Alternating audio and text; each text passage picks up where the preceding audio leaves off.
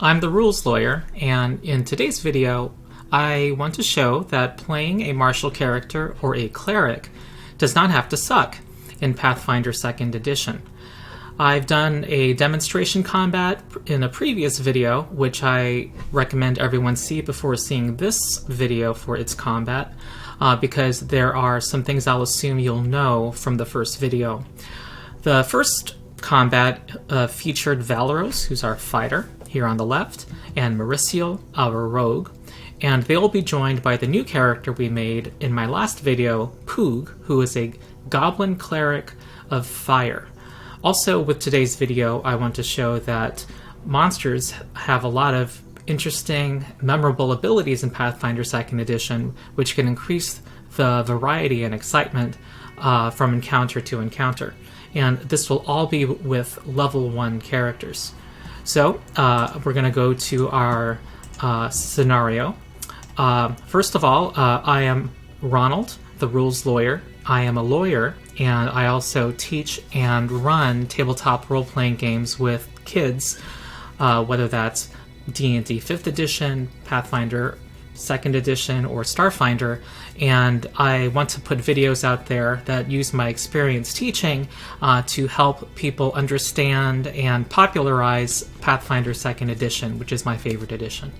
So what we have here is Poog, the Goblin Cleric, has found that there's a Necromancer raising the dead and is doing a ritual at the graveyard. So let's get started.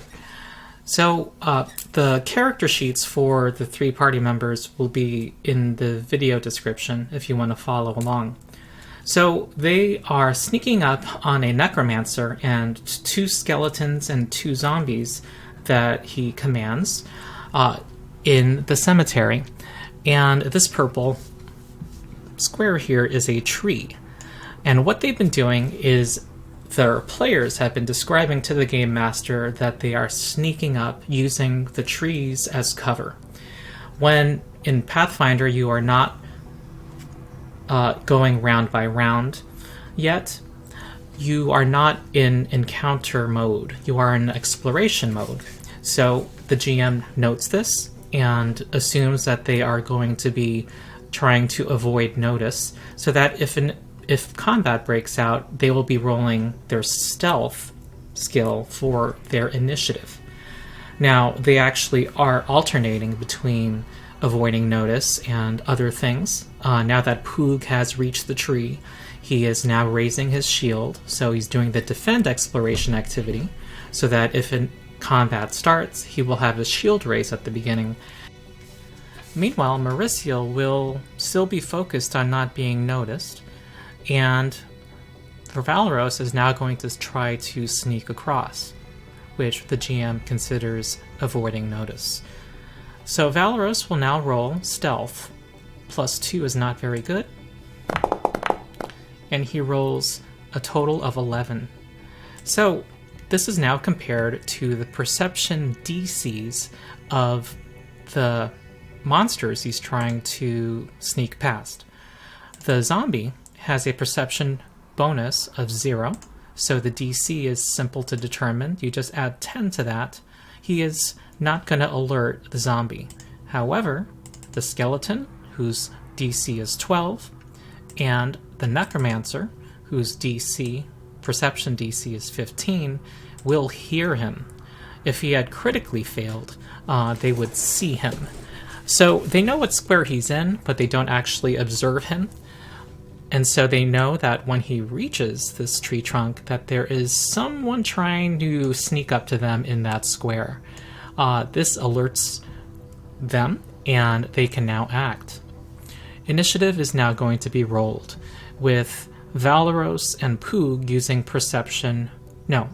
Poog using perception, and Valeros and MERISIEL using stealth. So here is our initiative order on the left. First is the Productive Skeleton Guard. Now, the GM will assume that being mindless, they are going to be standing at the ready with their weapon out. So the Productive Skeleton Guard does not need to use an action to take out its scimitar. So it has 3 actions. and it has a speed of 25. It's going to run over to Valeros and swing his scimitar at him. So he will swing his scimitar and have an attack roll of 17. Now, Valeros has an armor class of 18. That does not succeed. Next is Valeros. Valeros has been exploring and is ready for action. He has his pick and his shield out, and so what he'll do is first use one of his fighter feats called Combat Assessment, where he makes a strike, a melee strike, to a monster, and if he hits, he will get for free a free chance to recall knowledge about that creature to try to identify it and know something useful about it. So he will swing his pick at the skeleton. His attack roll has a bonus of 9. Fighters are quite accurate in this game. And a 19 will hit the skeleton, which has an armor class of 16. The pick will do 6 piercing damage. However, skeletons have resistance against piercing damage. They reduce any incoming damage that they take, that is piercing damage, by 5. So the skeleton only takes 1 damage from the pick. Now, Valeros, he gets a free recall knowledge on the skeleton, and because the skeleton is undead, the relevant skill, the GM is likely going to ask for a religion check, something which Valeros does not know much about. He's not trained in it. He does not have relevant information. However, he does know that the pick, which does piercing damage, has just been resisted against, so he's going to yell that at the party. Valeros will now try to use his shield, which does bludgeoning damage against the skeleton guard. So he can attack with his shield, which has a shield boss, and because it's a second attack, his bonus is reduced to +4. The 6 will not hit, and he will try one more time and hit with a 17. So his shield boss will damage the skeleton and do 8 damage, which kills the skeleton. Next is MERISIEL.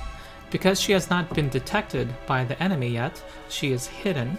She can treat any enemy she attacks now as flat-footed. She wants to use her rapier. She has a rapier in one hand and a dagger in the other. So she wants to be adjacent to one of them. Now, if one of the enemies were right here, she would have the option of using the sneak action to move half her speed and do a secret stealth roll and to not be detected. However, that is not necessary in this case. Because MERISIEL is a rogue, she has the surprise attack class feature. She can treat any enemy that she's attacking as flat-footed so long as they have not yet acted in initiative. So MERISIEL is just going to openly stride up to the zombie and make an attack with her rapier. A 12. Not very good. However, the zombies are not very evasive. The zombie has an armor class of 12, so this actually scores a hit. Whoops, I rolled at the attack. I want damage. So, because it was a sneak attack, she gets an additional d6 added in, and she deals 12 damage to the skeleton. But that's not all. Remember I said that monsters often have unique abilities in Pathfinder 2e? Well, zombie shamblers have a unique ability, and also, not all zombie shamblers are alike. Most zombies have one of these abilities, and in this case, this zombie has disgusting pustules, covered in pustules that rupture when taking any piercing damage or any critical hit. So, when MERISIEL deals this damage, the pustule breaks open and covers MERISIEL in a vile fluid. So MERISIEL will need to do a fortitude save to not get sickened. So her 8 is not going to succeed. She now gains the Sickened 1 condition. Now, what does the Sickened condition do? It gives her a penalty to all of her attack rolls, to all of her skill checks, and to all of her DCs. So if she had spells to cast or special abilities that had a DC, those will get lowered as well. And also her armor class is a DC. She has now become easier to hit, being distracted by all of this nasty pus that's now covering her. Also, this condition has the value of 1. So it's a flat 1 across the board that is applied as a status penalty to her stats. Next is the zombie shambler. The zombie is going to, first of all, zombies are permanently slowed. So zombies, unlike other creatures, only have 2 actions per turn. Now the zombie has a fist attack. It's going to try to punch MERISIEL. And 13 will not miss. MERISIEL will dodge that, and it will try a second attack at the lower penalty. And a 15 will also miss. The Necromancer sees that his ritual is now being disrupted. He angrily will now try to cast one of his summoning spells. He has the spell Animate Dead, which takes 3 actions. So he's going to cast it and use all of his actions on his turn to create a zombie on the battlefield. Now, it has a range of 30 feet. He wants to put it right here because that will put it in a position to flank MERISIEL and give MERISIEL the flat-footed condition against this creature. Now, the way summoning spells work is that although they require 3 actions to cast, once they are done, the zombie immediately gets 2 actions, and it has the minion trait, so it gets a maximum of 2 actions per turn. So the zombie will now immediately attack MERISIEL. So it's going to try to punch MERISIEL, and a 25 is going to hit and do the following damage. It does 4 bludgeoning damage against MERISIEL. And the zombie shambler has a special ability called Grab. Whenever it connects with its fist attack, if its last action was a successful strike with the Grab special ability, it can grab its target automatically without having to roll. So the zombie shambler now is grabbing MERISIEL, which makes MERISIEL flat-footed to all enemies, not just those who are flanking her, and it also immobilizes her. So she cannot use any action with the move trait.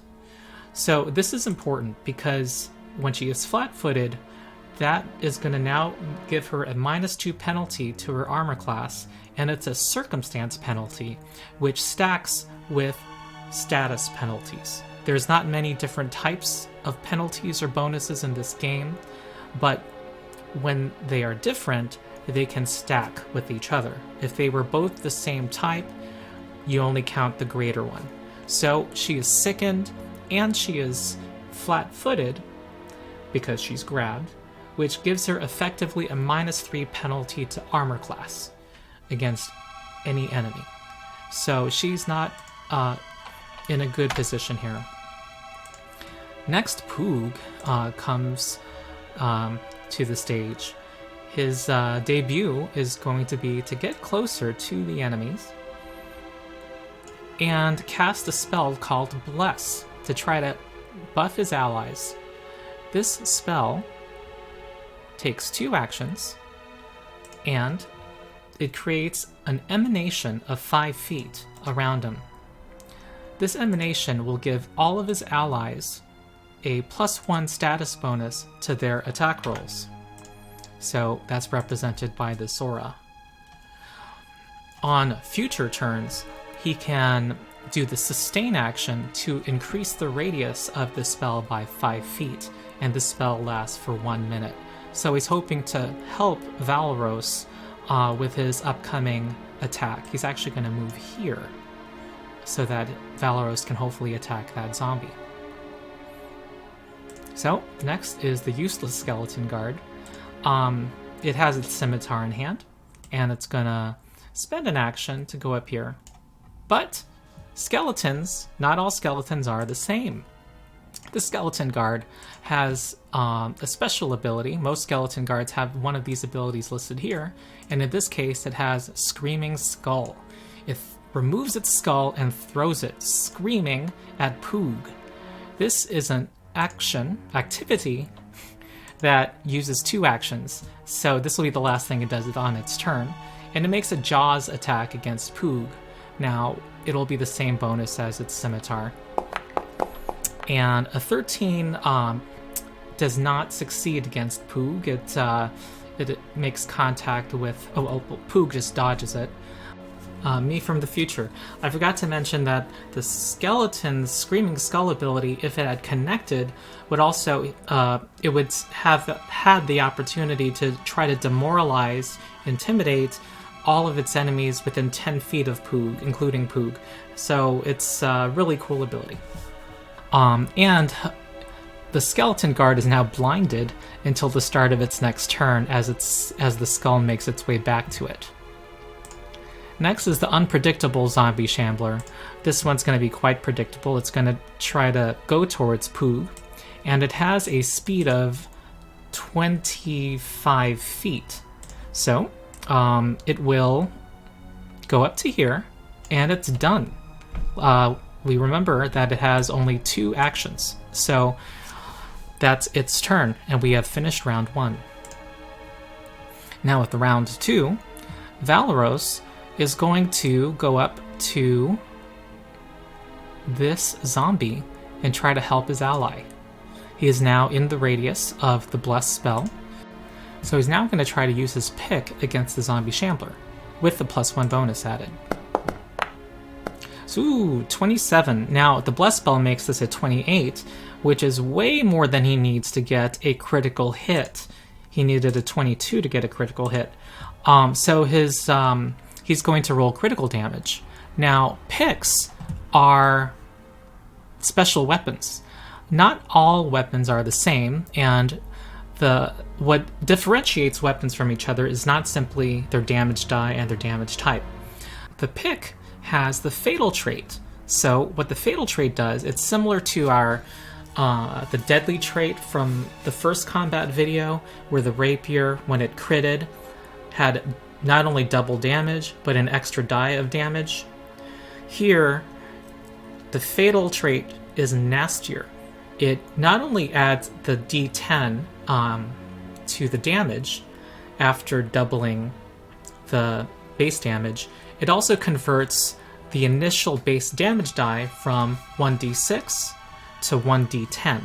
So it does, instead of 1d6 plus 4 damage, Valeros is going to do 1d10 plus 4 damage, double that, and then add another d10. So he is probably going to utterly destroy this zombie. And he does. That is 26 damage, and it had 20 hit points. So it's going to be destroyed. However, we remember that the pick does piercing damage, so it is going to spray vile fluid on every creature within 5 feet. Poog is going to have to do a fortitude save. He succeeds, and Valeros will have to do a fortitude save. He succeeds as well. So neither of them is sickened. The zombie does not have to do one because of the way traits work. Well, kind of won't from common sense, but you'll see that zombie shamblers, the Disgusting Pustules ability has the disease trait, and zombies are immune to disease. So there's a clear what might be left for GM fiat is clearly delineated here through the trait system. So that is Valeros's turn. No, it's not. He actually had used battle assessment, so little retcon there. But there's no reason for him not to. He did battle assessment, and so he gets a free religion check, and he gets a +2 bonus on this religion check to recall knowledge about the zombie because he did a crit, and that's described under the combat assessment feat. So he does this. He rolls 21, which succeeds at telling him that they have a weakness to slashing damage. So he's going to yell that to the party. So now, armed with that knowledge, Valeros is going to switch to his gee-zarm, which is a polearm, which does slashing damage. And he also has the attack of opportunity reaction as a fighter, and since he would be threatening every square within 2 squares of him, he would do that as well. He knows that the skeleton's going to run up to him, and this also would allow him to do things to the zombie shambler should the opportunity present itself. And he's doing this now and dropping his other weapons. He only has 1 action left. He could have stowed away his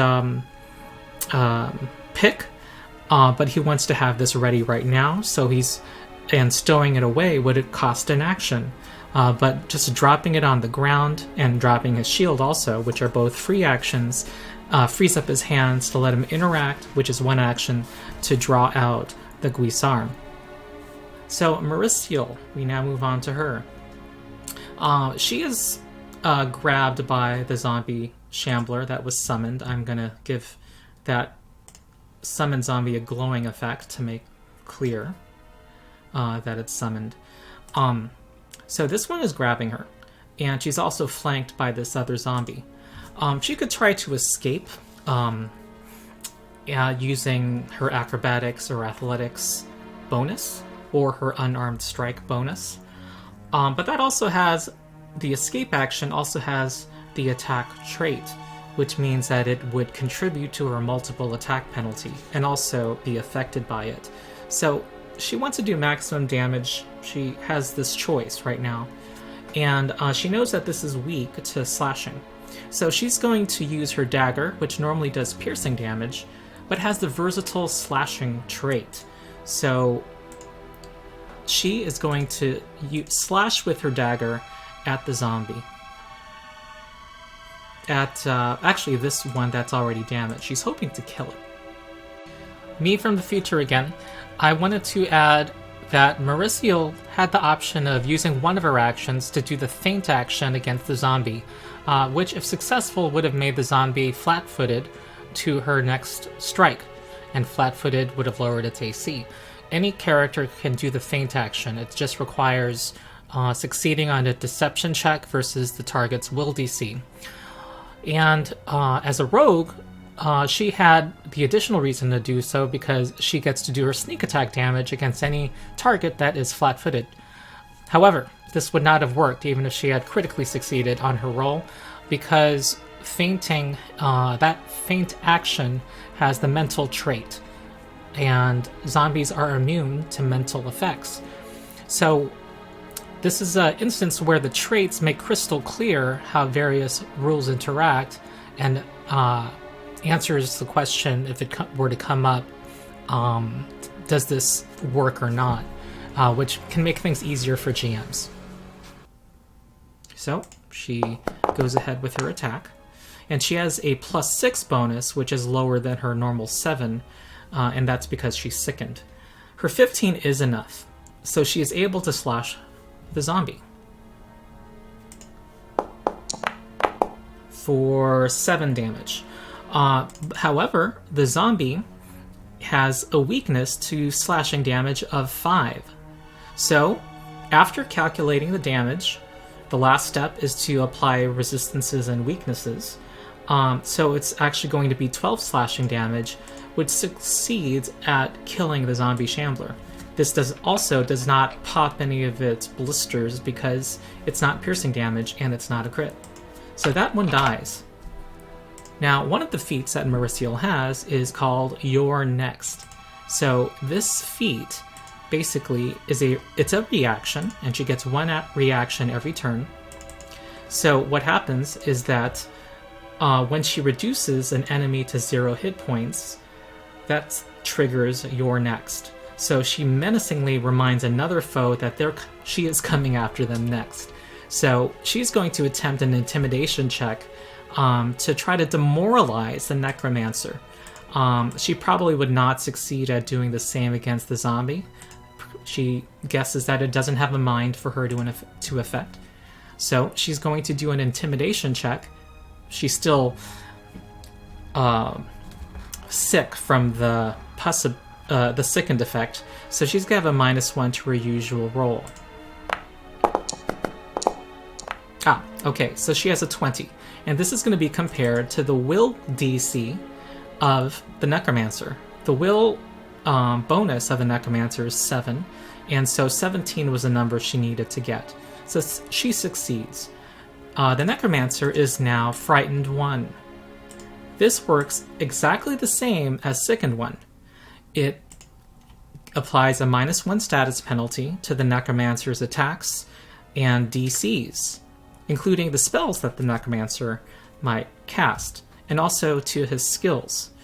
However, getting rid of it is different. The Necromancer, once he does his next turn, his frightened condition value goes down by 1.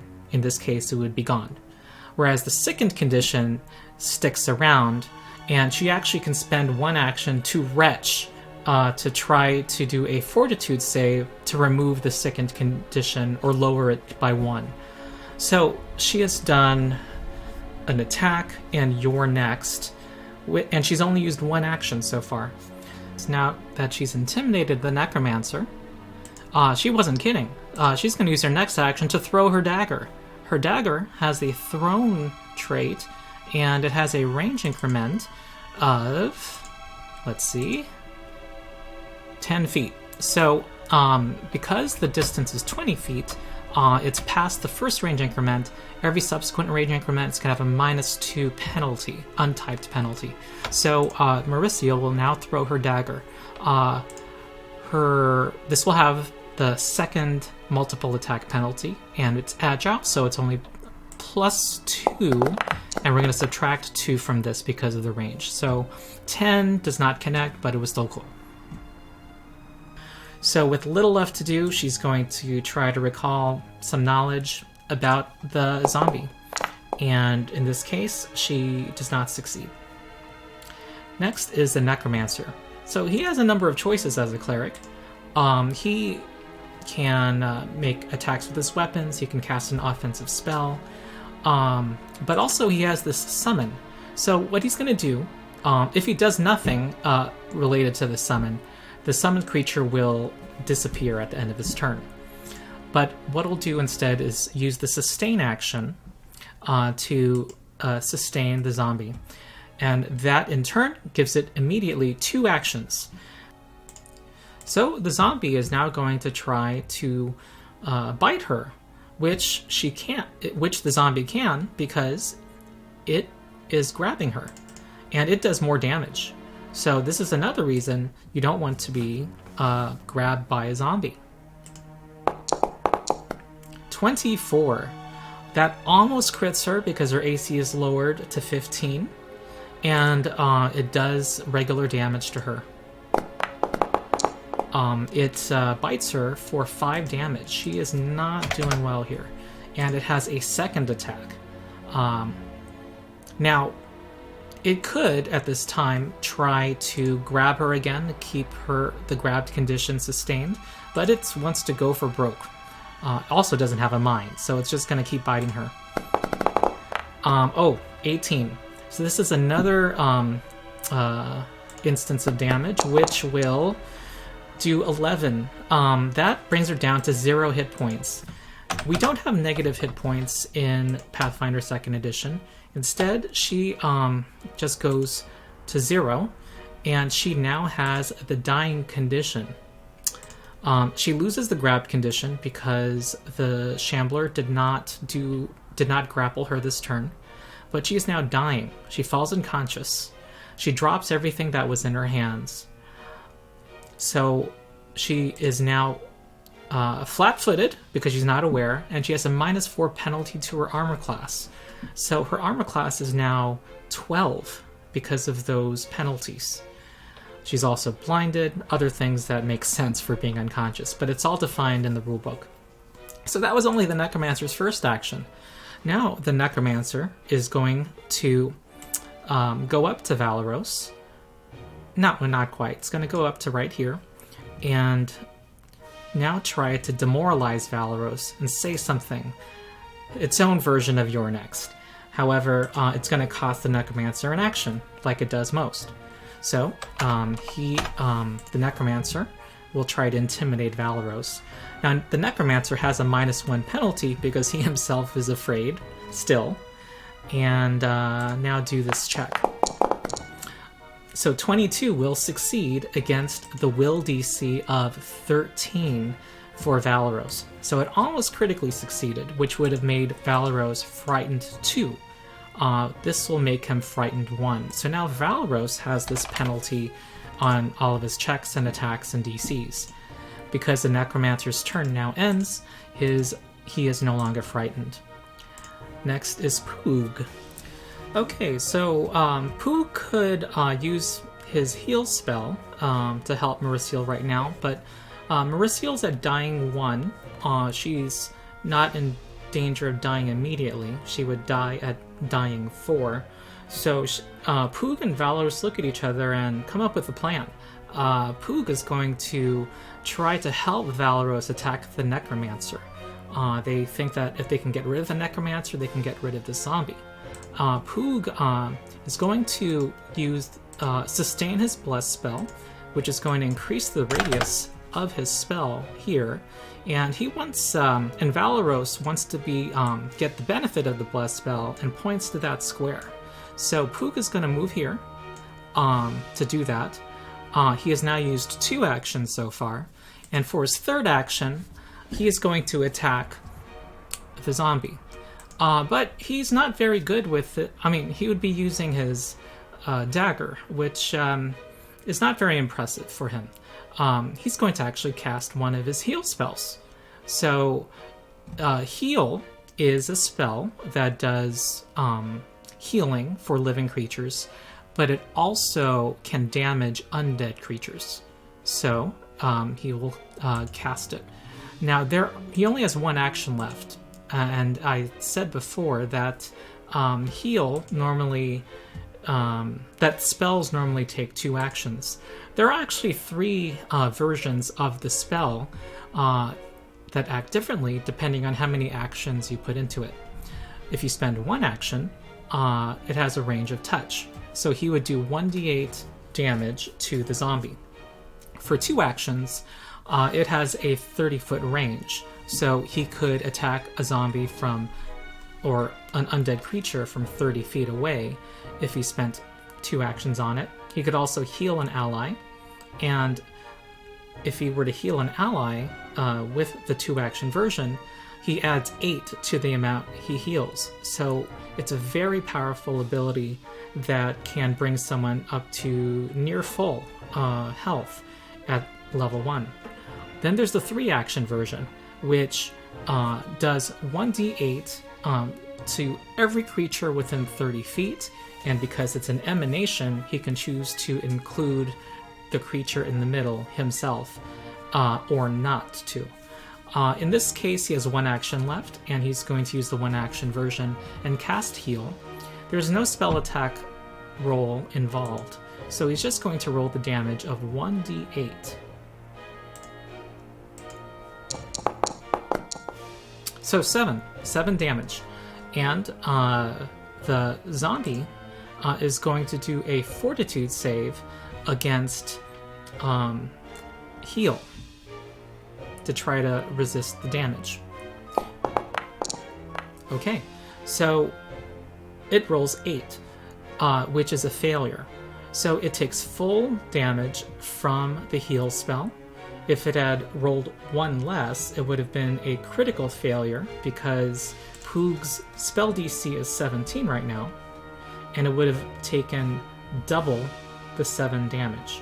So it's going to take 7 damage, but it deals positive damage, and zombies have a weakness against positive damage of 5. So it will take 12 damage from this spell. So that was a success. Next is the useless skeleton guard. It's going to walk up to Valeros, and Valeros gets to use his attack of opportunity because he threatens this square, and it's going to try to leave that square. So Valeros will try to attack with his gee-zarm. And the 13 does not hit. So the guard gets within melee range and is going to try to hit Valeros with the scimitar. And that is a critical hit. So its critical damage is going to be 8 damage to Valeros. It then makes another attack at +1. And a total of 5 will not hit Valeros. So Valeros is next. He has his gee-zarm, and he's going to move right here. And he now threatens the Necromancer, and also still threatens the Zombie Shambler with his reach weapon. So he is in the radius of Poog's Bless spell, so he's going to have a +1 bonus on this attack. He is going to do his Battle Assessment ability as well. So his 1 will not hit, and he of course will not get his free Recall Knowledge, since his Combat Assessment is what it's actually called, did not connect. He will make 1 more attack. Actually, he's going to raise his shield. He's a little concerned about the attacks that might be coming his way. So, MERISIEL, it's now her turn. She's dying, so what she does at the start of her turn is make a recovery check. This is what's called in Pathfinder 2e a flat check.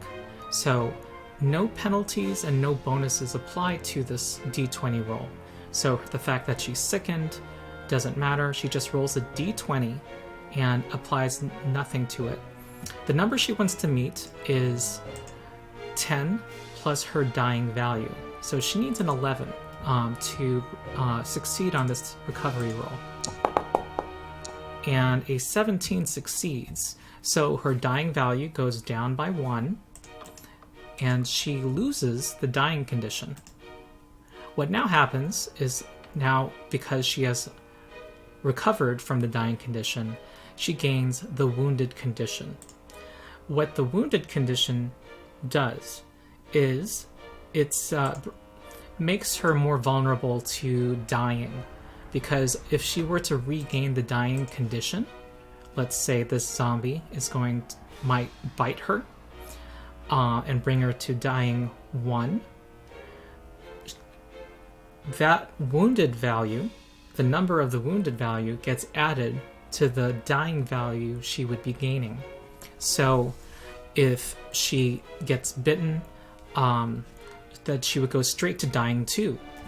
So this can get worse and worse. If she regains consciousness again from that instance of going unconscious, her wounded value would go up to wounded 2, and so on. So it gets increasingly perilous as we go on. She is now stable, so she will not need to make any more recovery checks, but she is still unconscious and with wounded 1. Next is the Necromancer. Now, the Necromancer has seen Valeros do an attack of opportunity, so the Necromancer knows that if he were to cast a spell, he likely would provoke an attack of opportunity from Valeros. So he could step here and cast a spell against Valeros, but there's a problem in that he would lose a zombie.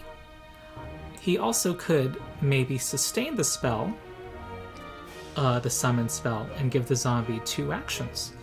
Maybe he could do that. And then leave him 2 actions to cast the spell,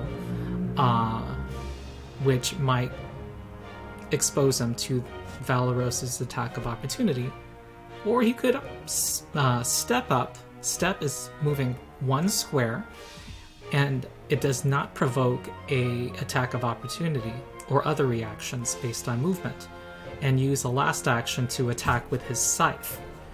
He could do that also. But he has another option. He chooses to cast the 3-action version of Harm, which is the negative version of Heal. Harm will do negative damage to all living creatures within 30 feet. So, what happens is he will roll 1d8 damage, negative damage, and try to apply it to Poog and Valeros. So, first, it also heals undead creatures. So as a Necromancer, he's also helping his zombie here. Well, not really, because the zombie at the end of the turn will go away, since he doesn't have any actions left to sustain it. But if the skeleton had been wounded at this time, it would be healed also. But he is going to do possibly 8 damage to Valeros and Poog. So they do the counterpart of what the zombie did against the heal spell a moment ago, and they will make fortitude saves and try to beat the Necromancer's spell DC of 17. So Poog will try to resist the harm spell, and he rolls 15. Doesn't have a very good fortitude, and he will take full damage from that spell. Now Valeros will try to save against the harm spell. Oh, so, well, with a critical failure, the 8 damage now doubles. So, yes, 1s and 20s are very, very impactful. Even more impactful than in other editions. So, this brings him down to 0. But not only that, but because he critically failed his save, he goes to dying 2 instead of dying 1. So Poog is on his own now. But still, Poog is going to have to be a hero here. Both of his allies have been knocked out, but as a follower of Sarenrae, the goddess of redemption, he knows the heal spell, which has its own 3-action version. So he is going to cast heal. And I have my own special effect here. Everyone within 30 feet who's undead will take positive damage. So he will roll 1d8. That's 4. And the skeleton is going to try to save against this. And with 17, that gets exactly what it needs, so it takes half damage. It's not weak to positive damage, but it has no resistance, so it goes down to 2 health. And the Necromancer, being alive, would be healed if he weren't already at full health. But our allies here get 4 health each. So, they come back. Oh, I should have mentioned that Valeros, when he was knocked out, when you are knocked unconscious, your initiative value goes right before the effect that knocked you out. And the reason for that is that gives you a full round for your allies to try to help you. Well, anyway, he goes to positive health. He goes to 4 hit points, and so does MERISIEL. MERISIEL is now conscious, and Valeros loses the dying condition and gains the wounded 1 condition. So they are both on the ground. Now, Poog also chooses to include himself, of course, in this healing effect. So, having done such a great divine act, that he's done for this turn. It cost him 3 actions to do. So, next will be the Skeleton Guard, who will now try to punish Poog for his transgressions. So here comes the scimitar. Ooh, that is a 23, which is pretty close to what it would need for a crit. Poog is unarmored and not very defensive, and does 6 damage to Poog. And the skeleton guard now will claw Poog because it's an agile attack. And 6 will not cut it. So MERISIEL is on the ground. She threw her dagger earlier, and her rapier's at her side. She could spend an action to stand up, pick up her rapier, and walk over to the Necromancer, but that doesn't let her do anything yet. And if she did the same to the skeleton, she would not be able to get off an attack. But she remembers that skeletons, it's preferable to do bludgeoning damage to them, so she doesn't need a weapon for that. She stands up. She's no longer flat-footed. She walks over. So she will make this attack. And a 19 hits. So what she does is the damage for an unarmed attack is 1d4 plus your strength, which she doesn't have. Oh, she does have a +1 strength bonus. And 3 is enough to destroy the skeleton. Valeros is next. And Valeros is going to stand up. And his gee-zarm is right there, and it's a reach weapon. So he's going to pick it up and then swing. Swing to attack that Necromancer. +9. Oh, that's a 20. So he's going to roll critical damage. Oh, and do 10 damage to the Necromancer. And the Necromancer has his scythe. Oh, Valeros should have 4 hit points. And the Necromancer, being who he is, would love to get that healer so that he doesn't raise the party again. But he's going to have to walk through Valeros's threat range. But it's kind of his only hope. So he's going to walk through, and then try to attack with his scythe. Now, something I glossed over, the scythe is a two-handed weapon, but you don't need a free hand to cast most spells in Pathfinder 2nd Edition.